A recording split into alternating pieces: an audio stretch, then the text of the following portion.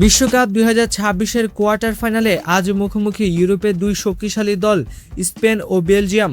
কাগজে কলমে স্পেন স্পষ্ট ফেভারিট হলেও থিবো কতুয়া জানিয়ে দিয়েছেন তারা বিশ্বকে চমকে দেওয়ার স্বপ্ন নিয়ে মাঠে নামছে। স্পেন এবারে বিশ্বকাপে এখন পর্যন্ত অপরাজিত। সবচেয়ে অবাক করার বিষয়, তারা এখনও একটি গোলও হজম করেনি। টানা 6 ম্যাচে ক্লিন শট রেখে বিশ্বকাপ ইতিহাসে নতুন নজির গড়েছে লুইস দে লা ফুয়েন্তার দল।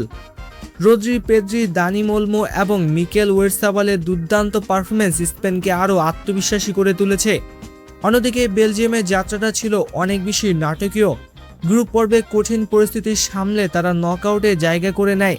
এরপর সেনেগালের বিপক্ষে অবিশ্বাস্য কামব্যাক এবং শেষ 16তে স্বাগতিক যুক্তরাষ্ট্রকে হারিয়ে সবাইকে চমকে দিয়েছে রদ্রি গার্সিয়ার দল। ম্যাচের আগে বেলজিয়াম গোলরক্ষক থিবো কতুয়া বলেছেন, স্পেন অবশ্যই ফেভারিট, তবে প্রতিটি টুর্নামেন্টেই চমক থাকে, এবার সেই চমকটা আমরা হতে চাই। তবে ইতিহাস বলছে স্পেনের বিপক্ষে সর্বশেষ 11 ম্যাচে জয় পায়নি বেলজিয়াম, তাই পরিসংখ্যানও স্পেনের পক্ষেই কথা বলছে। এদিকে স্পেন কোচ লুইস দে লা ফুয়েন্তার সামনে রয়েছে আরেকটি বড় রেকর্ড গড়ার সুযোগ। তার দল বড় টুর্নামেন্টের নকআউটে টানা 8ম জয় পেলে ইতিহাসের অন্যতম সেরা কোচদের পাশে জায়গা করে নেবেন তিনি। এখন দেখার বিষয়, স্পেন কি তাদের দুর্দান্ত ধারাবাহিকতা ধরে রেখে সেমিফাইনালে উঠবে, নাকি কতুয়ার বেলজিয়াম উপহার দেবে এবারে বিশ্বকাপে সবচেয়ে বড় অঘটন।